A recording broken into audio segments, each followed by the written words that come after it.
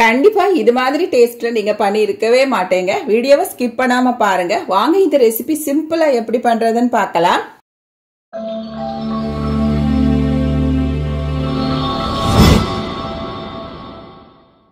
Hi viewers, welcome back to Fortress. இன்னைக்கு இந்த recipe பண்றதுக்காக ஒரு பெரிய சைஸ் கேரட் எடுத்திருக்கேன். இது ரெண்டு பேருக்கான ரெசிபி. சோ நான் வந்து ஒரு பெரிய கேரட்டை வந்து மீடியம் பீசஸா இது மாதிரி கட் பண்ணி எடுத்துக்கிட்டேன். இன்னைக்கு கேரட்டும் மல்லி புதினா இது மாதிரி வச்சு தான் நான் செய்ய போறேன். எல்லா வெஜிடபிள்ஸும் சேர்க்க போறது இல்ல. ஒரு 4 இருந்து 5 கப் தண்ணி வரைக்கும் சேர்த்துட்டு ஒரு மண்சட்டியில சேர்த்துட்டு நல்லா சூடு பண்ணிட்டு நம்ம கட் பண்ணி வச்சிருக்க கேரட் சேர்த்துக்கலாம். மல்லி இலைகளையும் சின்ன சின்ன பீசஸ் ஆட்டு சேர்த்துக்கலாம்.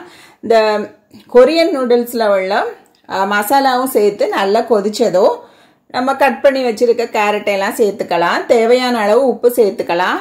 ஆல்ரெடி இந்த மசாலால உப்பு இருக்கும். நான் கல்லுப்பு சேர்த்துருக்கேன். கல்லுப்பு சேர்த்ததும் நல்லா மிக்ஸ் பண்ணி விட்டுக்கலாம். ஒரு 2 நிமிஷம் வேக விட்டுக்கலாம். இந்த ரெசிபியில ஒரு டிஃப்ரெண்டான டேஸ்ட் கொண்டு வரதுக்காக நான் ஒரு 2 டேபிள் ஸ்பூன் பட்டர் எடுத்துக்கிட்டேன். சட்டி வந்து சூடு பண்ணிட்டு பட்டர் சேர்த்துட்டு நல்லா சூடு வந்ததும் ஒரு 5-6 பற்கள் பூண்டு சின்ன சின்னதாக கட் பண்ணி சேர்த்துக்கிட்டேன். மீடியம் ஃப்ளேம்ல வச்சுக்கிட்டேன்.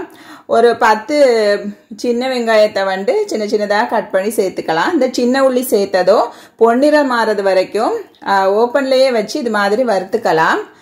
மல்லி இலைகளில் உள்ள காம்பு எடுத்து வச்சிருந்தா இதை வந்து சின்னதாக அரிஞ்சு சேர்த்துக்கலாம். இது மாதிரி சேர்த்துட்டு மூடி வைக்காமலே இது மாதிரி வறுத்து விட்டுக்கலாம். ஒரு 2 நிமிஷம் வறுத்து விட்டாலே போதும். சின்ன ஜீரகம் வந்து 1 டீஸ்பூன் சேர்த்துக்கலாம். சேர்த்துட்டு ஒரு தக்காளி மீடியம் சைஸ் தக்காளி வந்து சின்னதாக கட் பண்ணி சேர்த்துட்டு வதக்கி விட்டுக்கலாம். நம்ம வதக்கி இருக்கோம் இல்லையா, இதை வந்து வெந்துட்டு இருக்குத கேரட்டு கலவை கூட சேர்த்துக்கலாம். அப்புறம் ஒரு கொதி வந்ததும் இப்போ எடுத்து வச்சிருக்க நூடுல்ஸ் வந்து ஒரு பேக்கெட் வந்து சேர்த்துக்கிட்டேன்.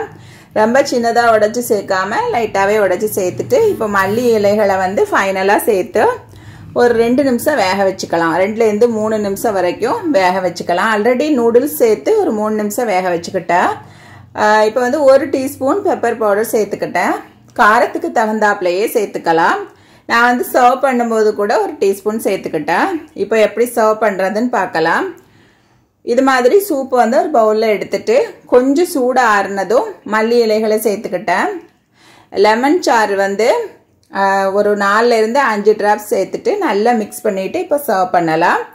நல்ல டெலிஷியஸான இந்த சூப் வந்து செய்து பாருங்க கண்டிப்பாட்டி. இதில் எல்லா வெஜிடபிள்ஸுமே சேர்க்கலாம். கீரை சேர்த்து கூட பிள்ளைங்களுக்கு கொடுக்கலாம். ஒரே மாதிரி செய்து கொடுப்போம். இப்படி டிஃப்ரெண்டாக செய்து கொடுத்தா பிள்ளைங்க விரும்பி சாப்பிடுவாங்க. இந்த ரெசிபி பிடிச்சிருந்தா வீடியோக்கு ஒரு லைக் போட்டுடுங்க. இது வரைக்கும் நம்ம சேனல் சப்ஸ்கிரைப் பண்ணலைன்னா சப்ஸ்கிரைப் பண்ணிடுங்க. ஃப்ரெண்ட்ஸ் அண்ட் ஃபேமிலி கூட வீடியோ ஷேர் பண்ணுங்க. கமெண்ட் பாக்ஸ்ல பதிவுகளை மறக்காம எழுதுங்க. இன்னும் ஒரு ஹெல்தியான வீடியோ சந்திக்கும் வரை டேக் கேர், பை. ஆரோக்கியமான இயற்கையான உணவுகள் சாப்பிட்டு வயிறையும் உயிரையும் காப்போம். தேங்க்யூ ஃபார் வாட்சிங்.